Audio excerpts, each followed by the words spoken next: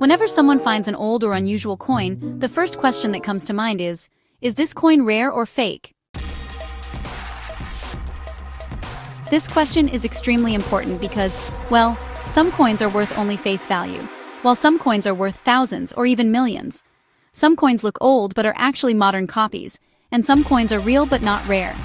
Understanding the difference really requires proper knowledge, observation, and research.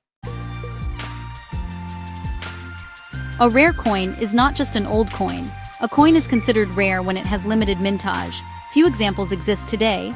It is difficult to find in the market. Collectors are actively searching for it. And, demand is higher than supply. Old does not always mean rare. Many coins are old but common. So, a fake coin is one that is, well, recently manufactured. It's made to imitate an original coin, and honestly, it's created to deceive collectors.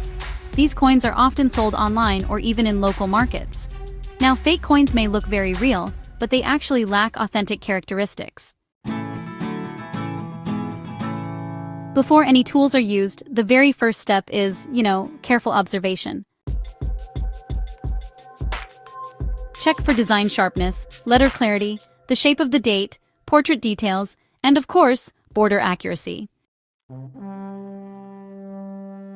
When it comes to identifying authentic coins, there are a few key signs to look out for. Genuine coins usually show clean but natural wear. They have fine engraving, and the design feels balanced overall. On the other hand, fake coins often have blurry letters, an uneven surface, artificial scratches, and just poor finishing in general. Every genuine coin has a standard official weight. For example, if a coin should weigh 5 grams, even a difference of about 0.3 to 0.5 grams is, pretty suspicious. Fake coins often weigh too light, or sometimes a bit heavier because of cheap metals. That's why professional collectors always use a digital scale. Original coins are produced by government mints with really precise measurements. It's important to check both the diameter and the thickness in millimeters. If those measurements differ even slightly, it may indicate that the coin is a replica, a cast coin, or maybe even a copy mold version. Genuine coins are, made from specific metals such as copper, bronze, silver, gold, and nickel. On the other hand, fake coins often use materials like zinc lead or even an iron alloy. There are a few common tests you can try, like the magnet test, the ring sound test for silver, and the XRF metal test, which is more professional. If a so-called silver coin sticks to a magnet, then it's definitely 100% fake. The edge of a coin honestly reveals many secrets. You should check for things like the reading pattern, lettered edges, or even smooth edges. So, fake coins often show, seam lines, casting marks, and rough edges. Original mint coins, on the other hand, have perfect edge symmetry. Many coins carry a mint mark such as D, S, P, M, Lahore Mint, Bombay Mint, or Calcutta Mint. A missing or incorrect mint mark can mean a fake coin, an altered coin, or even a wrong year pairing. Always, and I mean always, verify mint marks with official catalogs. So, fake coins often use the wrong font or an incorrect number shape, and sometimes even modern-style digits. Collectors will compare things like the shape of the 1, the curve of the 9, and the thickness of the digits. Even small font differences, honestly, can expose a fake. Every genuine coin has a historical story, It's important to research which ruler issued it, which year it was minted, and even the political or economic reason behind it. Also, consider the country's condition at that time. If the history doesn't match the coin, well, that's definitely suspicious.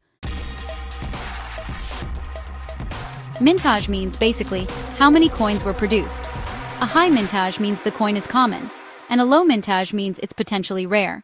For example, 50 million coins would be considered common, but 5,000 coins? Now that's rare.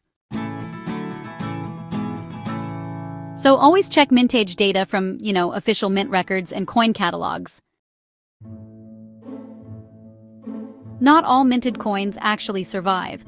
Some were melted, others got lost, damaged, or even withdrawn.